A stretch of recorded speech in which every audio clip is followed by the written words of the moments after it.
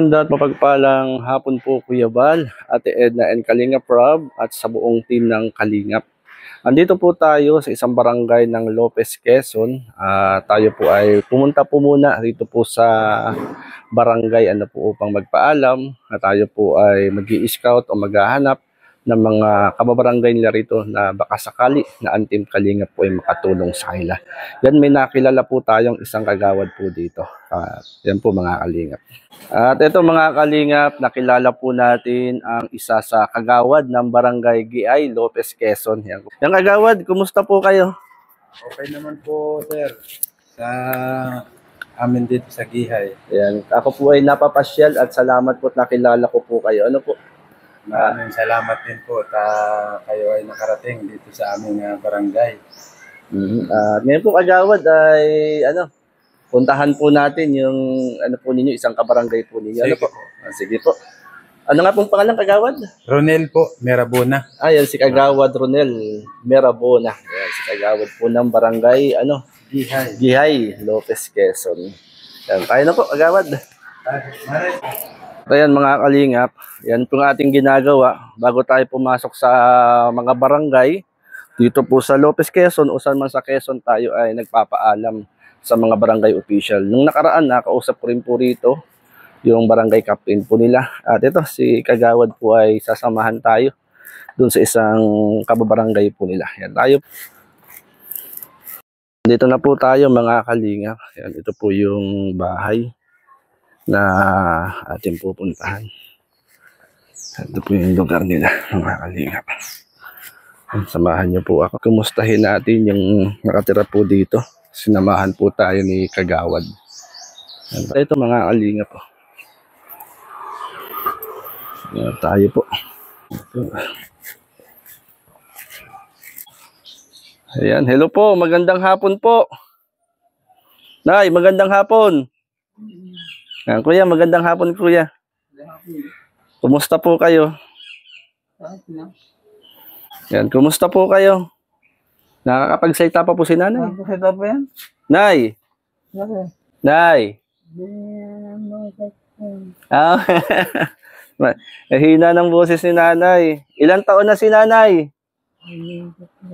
73. Ilang taon na kayo? 73. Anong pangalan po nyo? Adelina. Yan, si Nanay Adelina. Yan.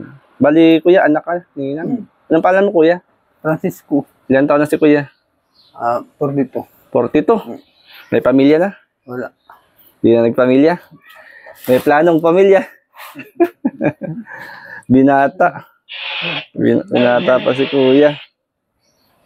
Nay! Nay! Mag-aasawa na daw po. Hindi na rin mag-asawa, magbuhay pa ako. Ano pala, no? Tiyan nga, kuya. Bakit naman? Mag-aalaga. Mag-aalaga kay nanay mo. Ilan kayo magkakapatid? Kami sa pangalawang asawa nito nanay, 6 kami. May anak isang 2 sa una.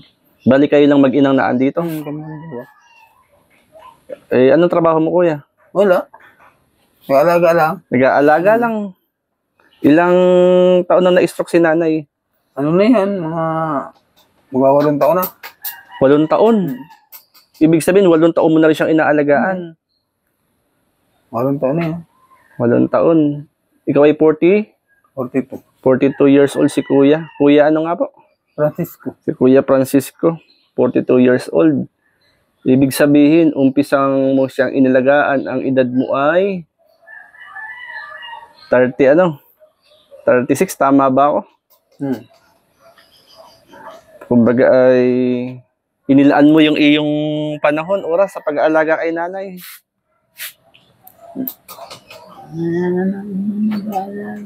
Walang ibang mag-aalaga nanay. Walang ibang mag-aalaga pala. Wala. May asawa na, hindi na nakakatulong. Ibig sabihin, ilang taon ng stroke si nanay? Ano na? 8. 8 taon.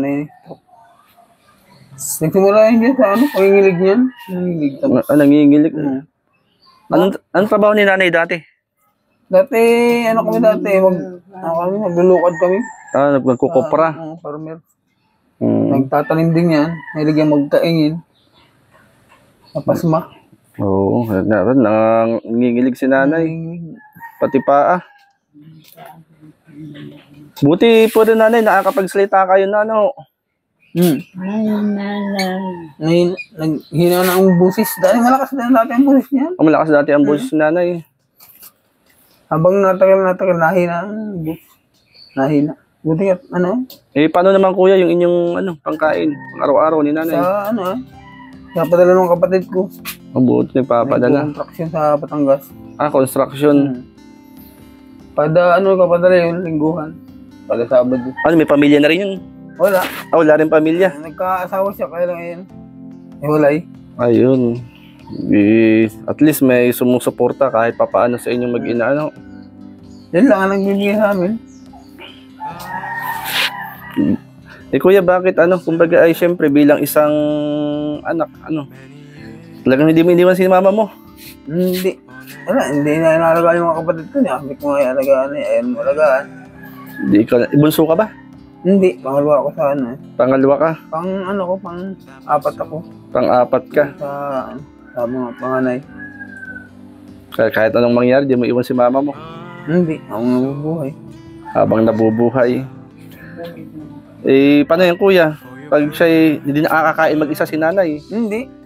Subo? Oo, subo. Sinusubuan mo? Lahat na yan. Pagligo? Liguan mo rin? Taga, may nagdadaya pa din si nanay? Nagdadaya pa din si nanay? Lahat yan na yan, Lahat yan ako ang Lahat ng yan, galaw. Kasi paghiga, bubuhatin. Pagbabangon, bubuhatin. Pag-uupo, bubuhatin din yan. Bubuhatin din. Lahat yan. Lahat, maging pag mag-CCR. Lahat. Ikaw na rin parang ang nangyari kuya yung bang nung maliliit pa tayo, nung maliit ka pa, inalagaan ka. Kung paano nung ikaw ay baby pa ay ganung pag-aalaga ang ginagawa mo ngayon sa iyong nanay. Ngayon din. Nanay, mahal na mahal ka pala ni Kuya Francisco. Wala pang asawa. Hindi kanya iiwan. Hindi siya mag-aasawa. Wala naman pakinabang yung mga kapatid na dahil. Yan. Kumbaga, talagang bihira ho yung anak na ganyan. Na kung saan ay, imagine, 8 taon nag-aalaga si Kuya Francisco. Hindi kayo iniwan, inaalagaan kayo. Isa lang ibig sabihin, nanay, mahal na mahal kayo ng anak ninyo. Ibig sabihin, kuya? Sabi ko nga, tapon na ako na sa sapa. Ano? Nanay, tapon kayo sa sapa? Bakit naman? Nagsasawa na mag-alaga sa akin. Hindi naman nagsasawa, oy. Nagsasawa ka ba, kuya? Hindi naman, Kumbaga, talagang bihira yung ganyang anak. Ibig sabihin, kuya, dito ka lang sa bahay din. Dito lang. Hindi ka nalayo. Nalayo na. Labas din. Labas lang. Pagka Kasi bantayin. Pagka nababa ako ng buko. Bantayin si nanay mo. Naiwan naman siya, kaya lang hindi matagal. Kailangan balik agad. Balik agad. Hindi ka na tambay, barkada. Hindi na. Alaga na lang kay nanay. Kuya, anong panalangin mo kay Lord para sa nanay mo? Anong hinihiling mo sa Panginoon? Maraming ko sana na bumalik pa sana kung yung sakali. Gagaling. Lakas ng vibrate ni nanay, yung kanyang kilig. Yan dati, lahat yan, pati ito. Yan. Mula nung siya na may stroke. Nahati yan. Nahati nga yan, buti nakapagsalita yan. Yan, nagtabingi yung yan, nahati. Hindi ka ganyan, kuya, di ba? Parang nangingilig din yung kanyang bibig. Hindi parang hirap din kumain ni nanay, hindi naman. Hindi naman. Subo mo yan lang, sinusubuan mo. Subo lang lahat. Subo, inom. Lahat yan, lahat. Hindi ka man kuya napapagod. Hindi naman. Kumbaga para sa nanay mo. Kaya ganun siya kamahal. Ganun kamahal yung nanay mo, kuya. Ay, hanggat ano At kaya kong alagaan ko siya. Hanggat kaya mong alagaan. Hanggat huwag lang akong magkakasakit. Yun, kumbaga pag-pray Pagka natin. nagkasakit ako, ay di, hindi ako makakapag-alaga. Kaya nga, inadalahin ko na huwag ako magkakasakit. Baka kung nagkasakit, mag-aalaga sa kanya. Pero sa totoo lang, Kuya Francisco, bihira yung mga anak na kagaya mo. Kasi una, binata ka. Kumbaga ay, alam naman natin, minsan pag may mga binata, single, siyempre, barkada, bisyo. Pero ikaw, inilaan mo yung oras mo at panahon mo sa pag-aalaga mo sa iyong nanay. Wala mag-aalaga Nagkataong ganyan nangyari, di. Nag-alaga, nung alagaan mga kapatid ko. Ang sabi ni, ayaw iba, may mga pamilya rin, yung iba. May pamilya. Pero kung sa dosin, kahit may pamilya, kung talagang tutulong sila, mag-aalaga sila, kaya naman. Kaya lang, kung ayaw naman, di. Wala yung magagawa. Ikaw na lang. Ako na lang mag-aalaga. Kasi siyempre, magulang natin sila, ina natin sila. Kung wala yung nanay, wala rin tayo sa mundong ito. Kaya pinipabayaan. Oo. Sabi ni nanay, itapon daw sa sapa. Nanay, bakit naman? Ba't mo naman nasabi yun, nanay? Ay, mo nagsasawa na sa akin. Hindi naman daw nagsasawa si Kuya Francisco. Dami ka nga sa kanya, kung nasawa ka na sa akin, nagpapagod niya na, tapon na sa sapa. Itapon na sa sapa. Parang basahang itatapon sa sapa ho. Pero, nay, sigurado naman, nakikita ninyo at nararamdaman ninyo kung gano'n kayo kamahal ng inyong anak. Ano po? Kayo ay pinakakain. Hindi na lang sabihan mo lang ganyan at sasalungan niyo. Ano po? Ayan si nanay at si kuya. Pero kuya, panalangin ko rin na ikaw ay patuloy na magkaroon ng kalakasan. Kasi mahirap na kapag ikaw nagkaroon ng sakit. Sino na mag-aalaga sa iyong nanay? Kaya yan, kumbaga tamang tanaw lang kuya sa labas. Tamang tanaw. Yan, nay, anong kahilingan nyo sa Panginoon? Anong pinapanalangin nyo? Kunin na ako, mamili na mahirap. Ay, grabe naman kahilingan niya, nanay. Kunin ka ni Lord. Wag ganun, nanay. Kasi, andyan yung anak nyo, nagmamahal sa inyo. Kaya nyo yan, nanay. Kumbaga ay tulungan din po ninyo na ang inyong sarili. Para sa inyong sarili at para sa inyong anak. 70 ano lang kayo? Ano yan? 75 na yan? Nagsi-75 na. Yan, kumbaga, sabi nga nanay, habang may buhay, may pag-asa. Ano po? Wala namang bawal na pagkain sa kanya, kuya. Wala naman. Malakas kakain. Wala namang ibang sakit yan. Yan lang. Ay, wala nang ulam, nakain ako, kanin lang. Kanin lang kahit walang ulam. Madalas naman kami walang ulam. Ano kuya? Madalas kayong walang ulam? Bakit? Walang ano. Wala nang Minsan ulam. ay kulang ang budget. Minsan kanin lang talaga. Huwag lang mawala ng kanin. Pag lang mawala ng bigas. At yan ano yan? Yan nakain niya ng nakain ng gabi. Ating gabi, kaya madaling araw. Kahit walang ulam? Nakain niya, nakain din siya, gaunti, kaya lang ay, 4 na bisis.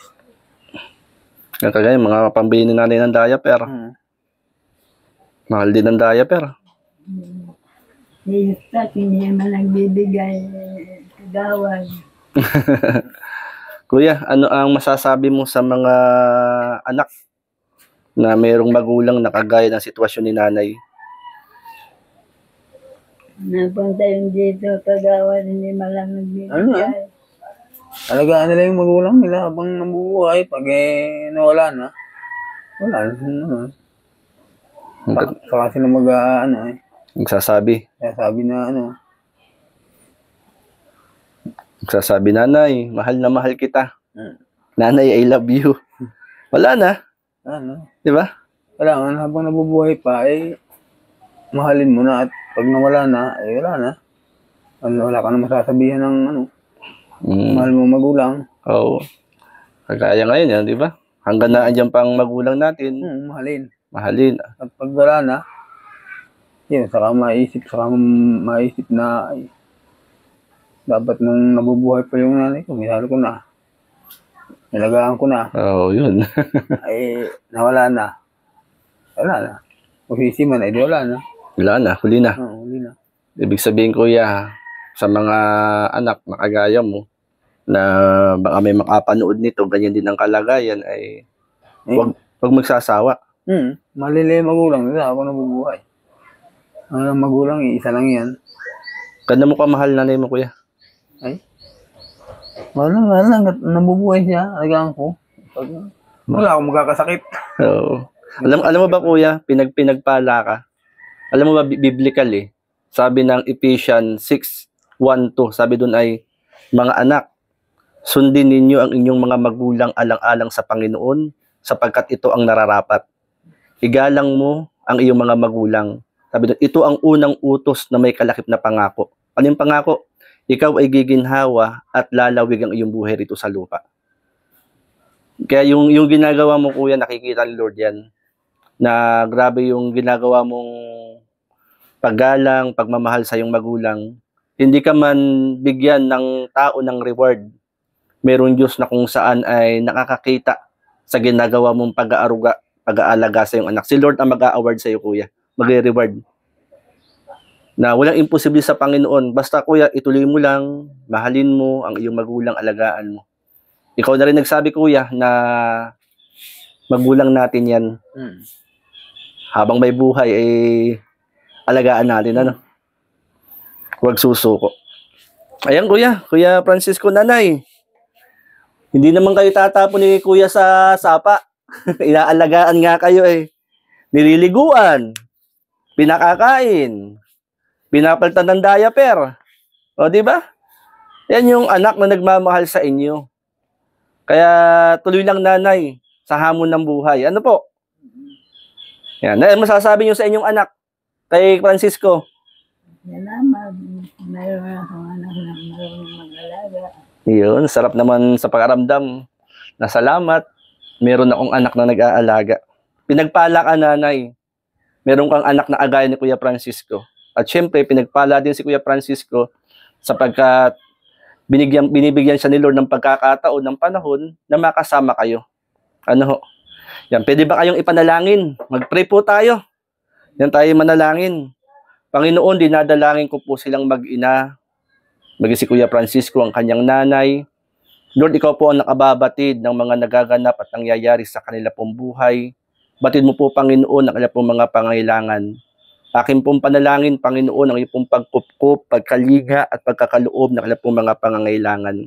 Salamat, Lord. I-bless mo po si Kuya Francisco, kalakasang kalusugan, para, Lord, sa pag-aalaga niya sa kanya pong magulang. Salamat po. In Jesus' name. Amen. Yan, Kuya Francisco, pwede ba dumaan dito? Meron akong kunting alam doon, bigas. Para may pansaing. Okay lang, dumaan ako rito, Kuya. Sige, daan lang ako rin sa saing. Yan ang ng bahay. At bigyan natin mga kalingap ng pansaing. Yan, salamat kay Manang D. At ganoon din po kina Ate Dol Dumundon sa mga nag-share po ng blessing. Yan, salamat po at abutan din po natin ang kahit pambili ng ulam si Kuya. Kaya po mga kalingap po natin yung bigas, kukuhanin ko lang po. At ito po mga kalingap yung bahay po nila. Pasok ulit tayo rito. Yan, Kuya Francisco. Daan uli ako rito, ha. Sige po. Ay, ito. Kuya Francisco. Pansaing ninyo ni nanay. Para may pansaing kayo. Nakatulong. At pray natin. Loobin ni Lord ay isang panahon ay makapasyal uli rito sa inyo. Na kung saan. Mayroon pa rin ako ritong kunti na kunti lang ito, Kuya.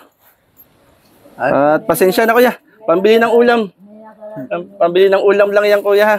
Maraming salamat po dito. Basta, Kuya, huwag kang mapapagod. huwag kang magsasawa na alagaan ng iyong nanay. Yan ay blessing sa iyo ni Lord. Kung bakit ka naandito, kung bakit ka naging anak ni nanay, para ipadama mo yung iyong pagmamahal bilang isang anak kay nanay. Ano kuya? Loobin ni Lord na isang panahon, isang araw ay makapasyal rito sa inyong lugar. Ano? Ayan nanay, tuloy na rin po ako. Sige po, salamat.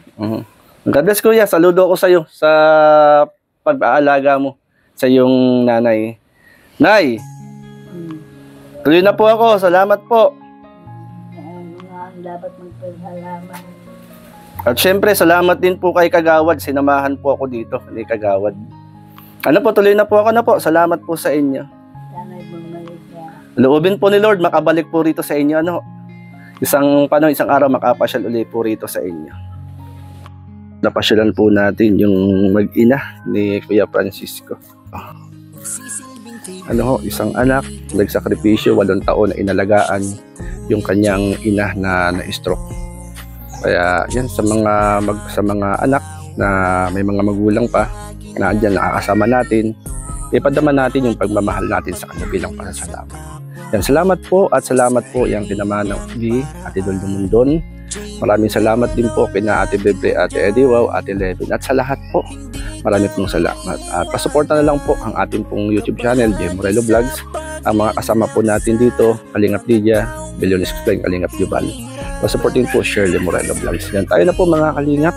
Tuloy po tayo sa ating pong paglingap na ginagawa. Salamat po and God bless. Mabuhay ang ating kalingap. Kasama sa pagtulong sa kapwa, sa simpleng paraan, palaging nariyan. J. Morelo, Kalingap yan. Maraming salamat mga kalingap, kayo ay laging nariyan. Patuloy na nakasuporta sa lahat ng programa. Kay Kuya Val Santos Matubang at sa lahat ng mga kalingap. Kay Kuya J. Morelo Vlogs, sa mga solidong kalingap.